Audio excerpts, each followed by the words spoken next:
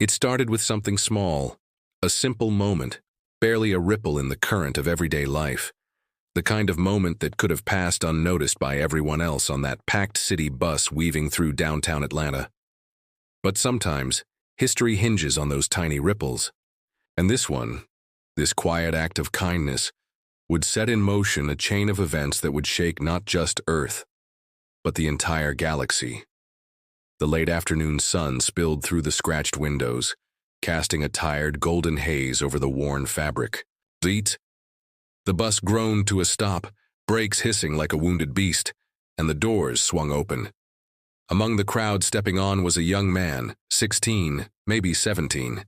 His hoodie was faded, backpack slung low, laces dragging. His name was Malik Carter. Tall, lean, with deep brown eyes that carried more weight than a kid his age should have had to bear. He was just heading home from school. Nothing unusual. Just another kid keeping his head down, earbuds in, music low. But as he slid into a seat, near the middle of the bus, he noticed her, standing awkwardly by the doors. She was white, young, maybe mid-20s, and clearly pregnant. Her hand rested on the small of her back like it hurt. No one else moved. Eyes on phones, headphones, world tuned out. Malik didn't even think about it.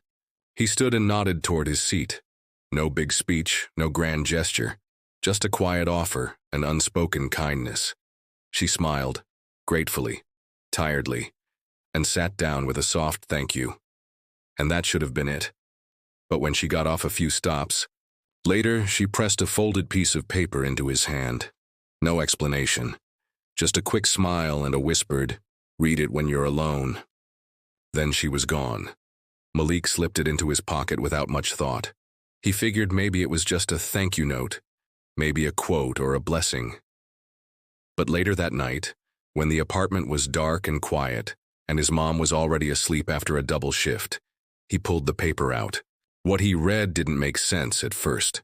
It wasn't a note, it was a set of coordinates, and one sentence scrawled in neat, firm handwriting. If you're reading this, then everything is about to change, for you, and for them. Them, Malik. Frowned. His first instinct was to dismiss it. A prank, a game. He dropped the note on the desk beside his textbooks and went to bed, but he couldn't sleep. Something about it itched at the back of his mind like a whisper he couldn't quite hear.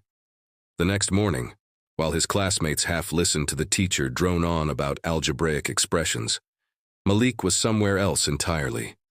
He'd plugged the coordinates into an online map. They pointed to a stretch of forest out past the city limits. No trails, no buildings, just trees. He felt stupid even thinking about going, but after school, instead of heading home, he rode his bike out there. The wind bit at his face as the sun dipped low behind the trees. The coordinates led him to a small clearing, overgrown and quiet. At first, he didn't see anything. Then his foot caught on something metallic, half buried in the dirt. He dropped to his knees and brushed it off. A hatch. Cold. Smooth. Circular. Not rusted. Not old. He hesitated. Then he pulled. It opened with a hiss. That was the moment everything shifted. Because down in that hatch wasn't a bunker. It wasn't a shelter or some forgotten military project. It was a warship. Not human, but designed for one. Inside, the air was sterile, humming with energy that made his skin prickle. Lights flickered to life as he stepped in. The ship responded to him, as if it had been waiting. Panels lit up in languages he didn't recognize. Screens flickered, with star maps, some of them clearly not of Earth's sky. And then, a voice, not from speakers, it echoed inside his skull. "Welcome, Commander," he staggered back, heart thudding. What the hell? But the ship knew him. It had chosen him. And somehow Malik understood. This wasn't random. That woman on the bus hadn't just been someone he helped out of kindness. She knew. She had passed on something vital, something dangerous, something meant for him. Far above, deep in orbit, an alien armada waited. Monolithic ships dark against the stars. Their mission was clear. Locate the warship hidden on Earth. Destroy it. Subjugate the planet before its people discovered what lay buried among them. They didn't expect resistance. They didn't expect intelligence. And they sure as hell didn't expect a 17-year-old from Atlanta to walk onto the battlefield armed with the last surviving prototype of humanity's forbidden technology, something Earth's governments had buried after the last war in secret, terrified of its power. Malik wasn't a soldier, not yet. But the ship began to teach him, piece by piece, unlocking memories and training protocols from its neural core. It called itself Rook, and Rook wasn't just a weapon, it was a warning. Back in orbit, the alien fleet intercepted a signal. One of their scout ships had gone missing. Another followed. Then another. They didn't understand. Not at first. They had fought wars. They had crushed civilizations. They had glassed entire planets and erased species from the stars. But they had never fought humans. Not like this. Not with a warship that thought for itself. Not with a teenager raised on struggle and survival, trained by a system that underestimated him at every turn. And, as Rook powered up its systems and Malik stood in the command chamber, eyes wide with fear and awe, the alien admiral finally realized something was wrong.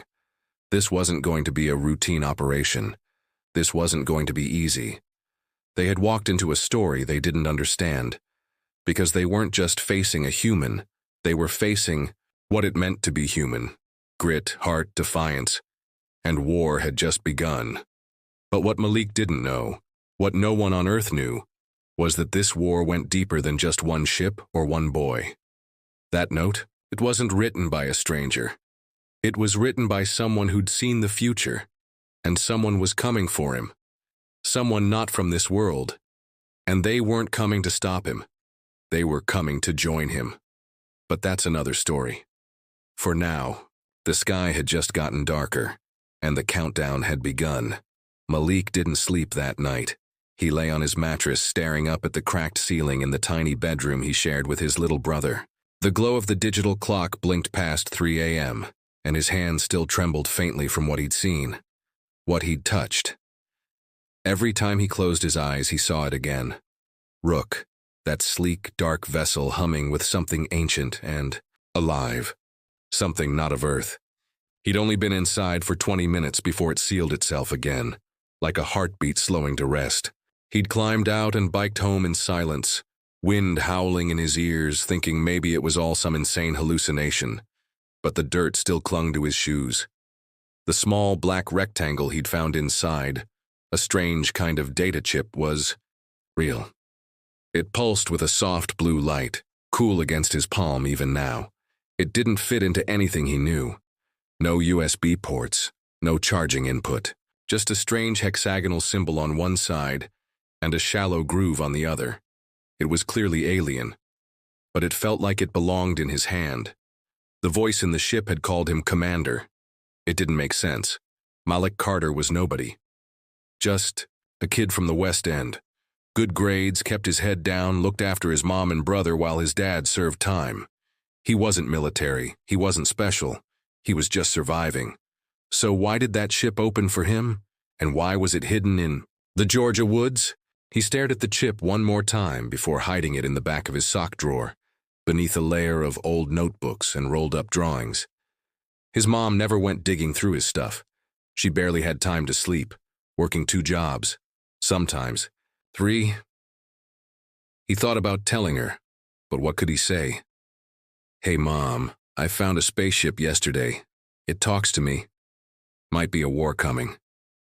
No. She'd think he'd lost it.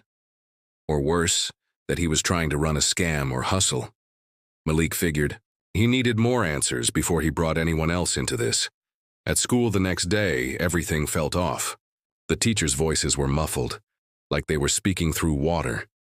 He barely registered the pop quiz in science or the lunchroom noise or the usual back and forth with his friends.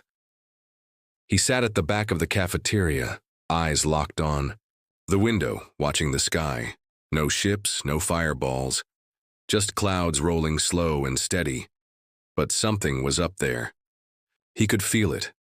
During his last period, he snuck into the library and pulled up every article he could find on strange sightings, government black sites, off-the-record military programs.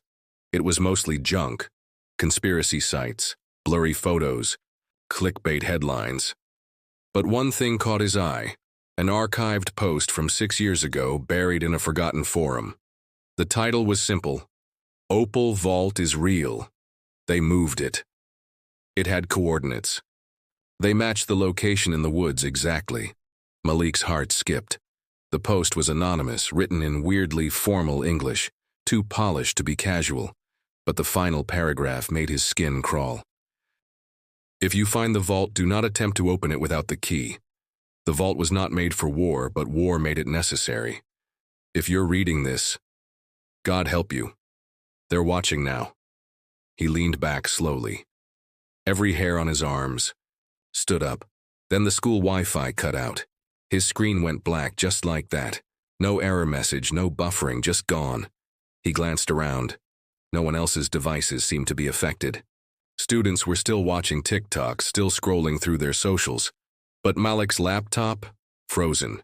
That's when he noticed the guy standing by the door. He'd never seen him before. Not a student. Too old. Maybe late 20s. Clean-shaven. Military-style haircut. Dark glasses indoors. Black windbreaker that didn't quite hide the bulk of something holstered at his hip. The man wasn't moving, just watching. Malik shut the laptop, heart thudding. He slung his backpack over his shoulder and walked out, trying to act normal. The man didn't follow, but Malik felt the weight of that stare long after he turned the corner. By the time he got home, the sun was already low. His little brother, Jamal, was parked in front of the TV with a bowl of cereal, and his mom was passed out on the couch in her uniform, shoes still on. Malik dropped his bag by the door and quietly grabbed a bottled water from the fridge. He sat next to Jamal for a minute watching cartoons, trying to focus on something simple. But then the news came on. Not national, local.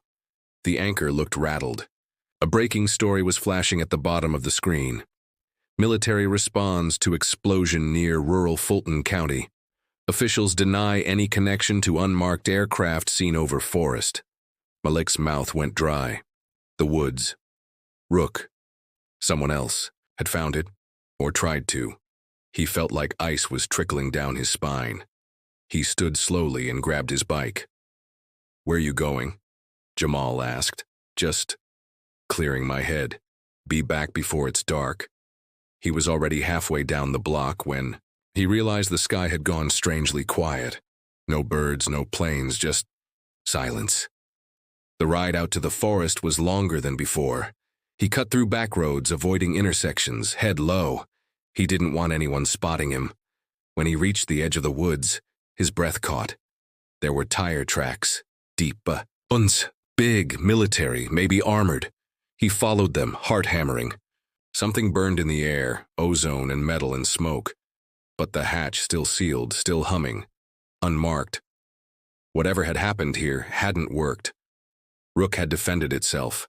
Inside his head, the voice returned, calm, neutral, but unmistakably alive.